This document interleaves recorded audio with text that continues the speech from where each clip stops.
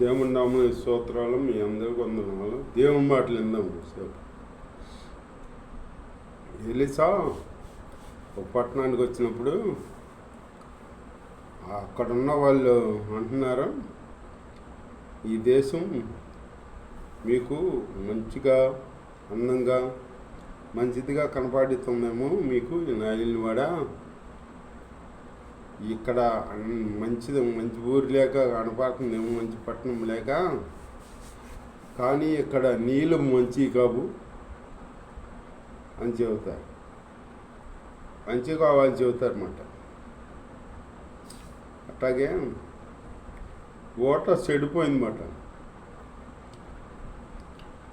పాటగాడందుగా ఊరు మంచిదే కానీ ఓటలు చెడిపోయినాయి అని పాట ఉంది. అట్లాగే ఓటలో చెడిపోయినాయి, ఊరు బాగానే ఉంది, ఊరు మంచిగా ఉంది. పట్టణం వాళ్ళు చెబుతున్నారు, పట్టణం వాళ్ళు, ఈ పట్టణం బాగుందని మీరు చూస్తున్నారు, ఆయన వాడ నీళ్ళు మంచివి కావు అని చెబుతుంది. చదువుతుంటే అప్పుడు ఎలీసా అప్పుడు అలా చెప్పాడు, మీరు కొత్త పాత్రలు ఉప్పేస్తామన్నాడు, ఉప్పేసుకుని పట్టురండి అన్నాడన్నమాట. వాళ్ళు కొత్త పాత్రలో ఉప్పేసి పట్టుకొచ్చారన్నమాట. ఆ ఉప్పేసి కలిపినప్పుడు ఆ ఉప్పేసి కలిపితే నీళ్ళు మధురంగా మానిమాట, మధురంగా మానిమాట. అట్లాగే ఇప్పుడు విశ్వాసులు ఉంటారు, ఓటలు మంచియే, ఊరు మంచిదే, ఓటలు చెడిపోయినాయి. వాళ్ళు పైకి బాగానే ఉంటారు, లోనంతా కుళ్ళు కుశుద్ధం ఉంటుంది అన్నమాట.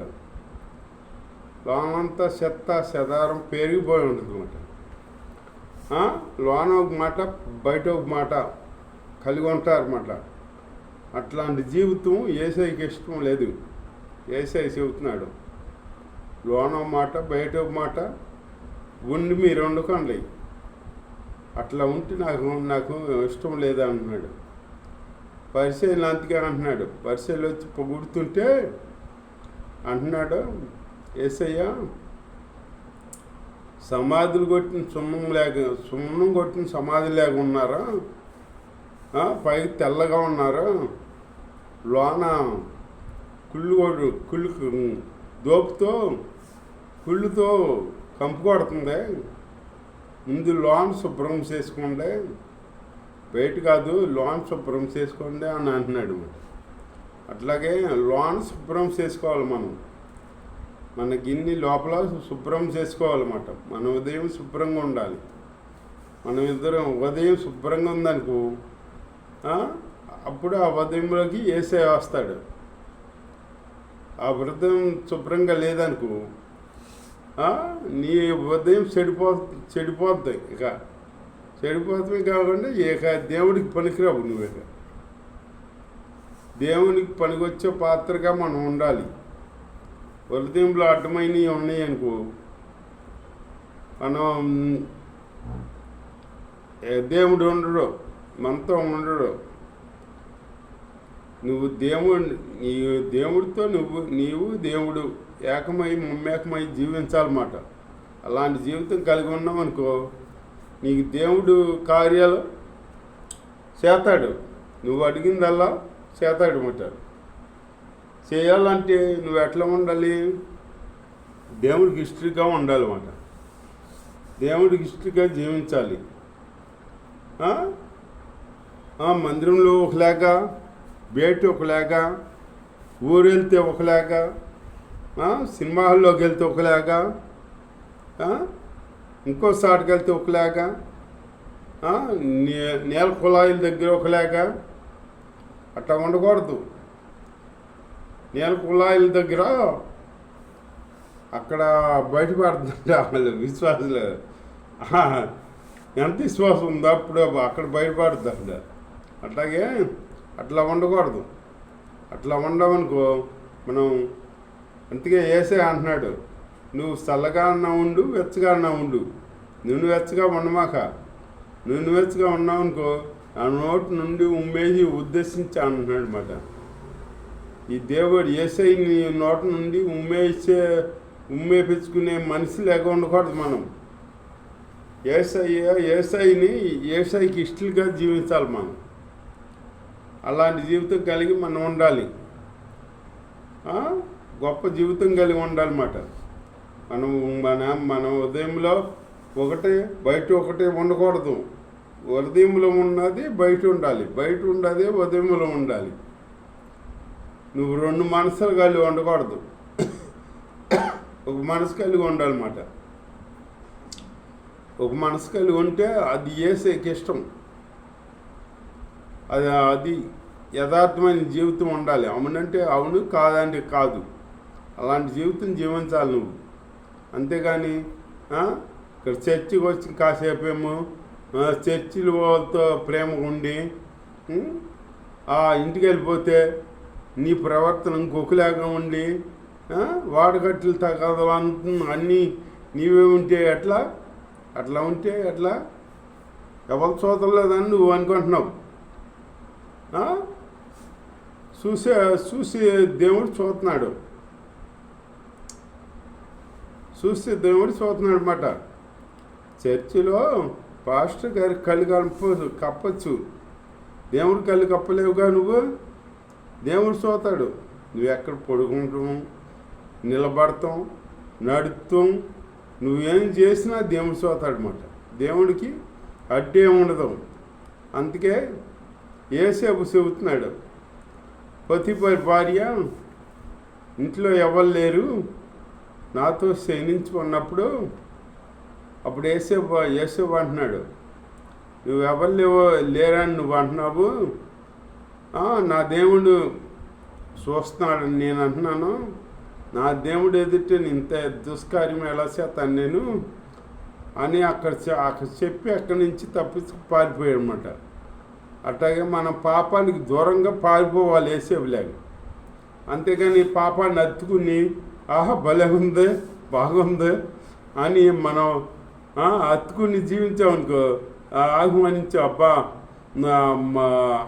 అట్టగా మనం అట్టా అనుకోకూడదు.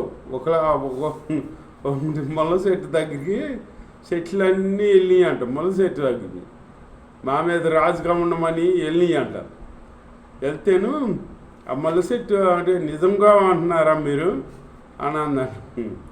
నిజంగానే అంటున్నాము అని అన్నాను అన్నయ్య అంట. అంటే భలే వచ్చారు, భలే ఉంది, నేను రాజుకున్నా, భలే ఉంది మాట, నేను ఉంటాను, రాయండి, నా ఆశ్రయానికి రాయండి, నా రెక్కల కిందకి రాయండి.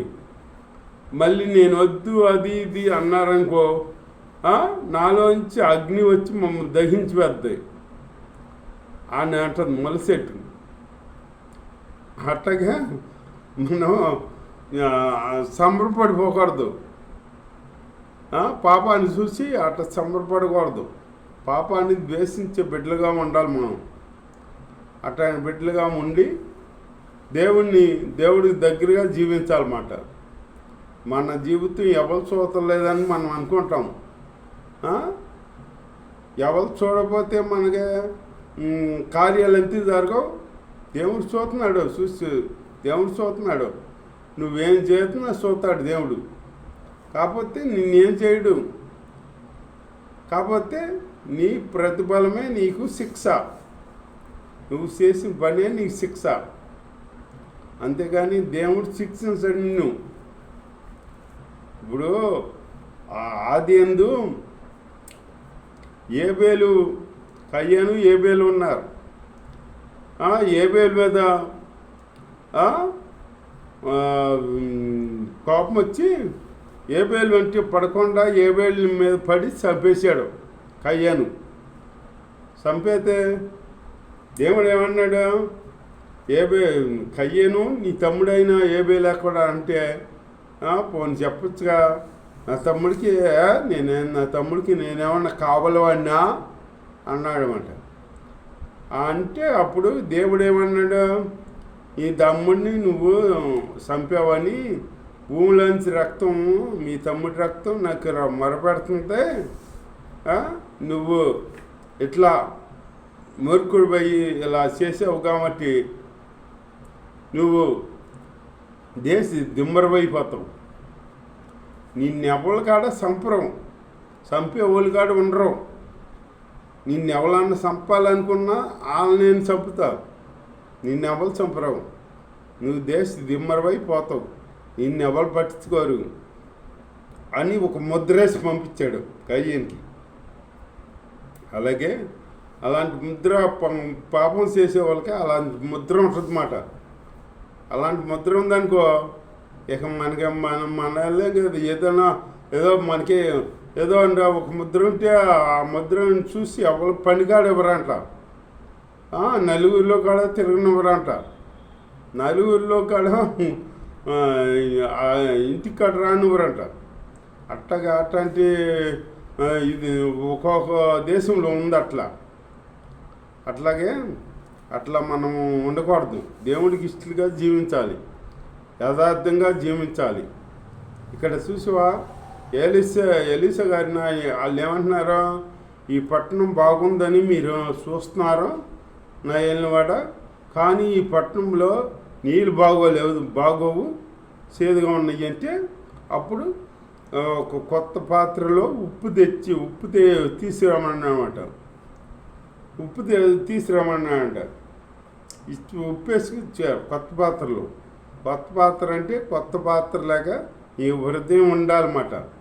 ఉప్పు అంటే నీలో విశ్వాసం ఉండాలి. ఆ విశ్వాసం మనలో ఉందనుకో, మనం దేవుణ్ణి ఏది అడిగితే అది ఇస్తాడు మనకి. అట్లాంటి జీవితం కలిగి మనం జీవించాలి. అంతేగాని మనం ఎన్నాలన్నా కానీ దేవుడి ఆశీర్వాదం పొందుకుపోతున్నామంటే ఎందుకు? మనం దేవుడికి ఇష్టలుగా జీవించాలి. జీవిస్తే మనం కార్యాలు పొందుకుంటామన్నమాట. అలా జీవిస్తూ దేవుళ్ళో ముందుకు సాగుదాం. దేవుడి చిన్న మాటలు దీవించడం కాక. ఆమేన్. స్తోత్రం. నేను వేసే మీతో ఎట్లా ఉండాలి, మీలో ఎట్లా ఉండాలి తెలియపరిచి మాది యథార్థంగా జీవించాలని తండ్రి, నేను యథార్థంగా ఉండాలని తండ్రి, అవునంటే అవును, కాదంటే కాదన్నట్టుగా ఉండాలని తండ్రి, నాయన లోన ఒకటి బయట ఒకటి ఉండకూడదని తండ్రి. నాయన ప్రభువా స్తోత్రం. నాయన ఇక్కడ నాయన ఎలీసా గారి తండ్రి నీళ్ళు చెడిపోతే తండ్రి కొత్త పాత్రలో నాయన ఉప్పు వేసి నాయన అక్కడ నీటిని బాగు చేశారు తండ్రి. అట్లాగే నాయన మమ్మల్ని మీరు బాగు చేయండి తండ్రి. బాగు చేసి నాయన మీ బిడ్డలుగా నాయన మమ్మల్ని నాయన మీ బిడ్డలుగా బాగు చేసి మీలో బలపరిచి విశ్వాసంగా మీతో నాయన జీవించే జీవితాలు మాకు అనుగ్రహించి కాపాడు సహాయం చేయమని అడిగేసుకుంటున్నాం పరమ తండ్రి. ఆమేన్. యేసునామములో అడుగుతుంది పరమ తండ్రి. ఆమేన్. తండ్రి అయిన దేవుని ప్రేమ కుమారి అయిన యేసుక్రీస్తు కృప పరిశుద్ధాత్మను సత్యం ఇక్కడ చేరిన నాకు లోకంలో సకల పరిస్థితులు చాలా తోడై నడిపించును గాక. ఆమేన్.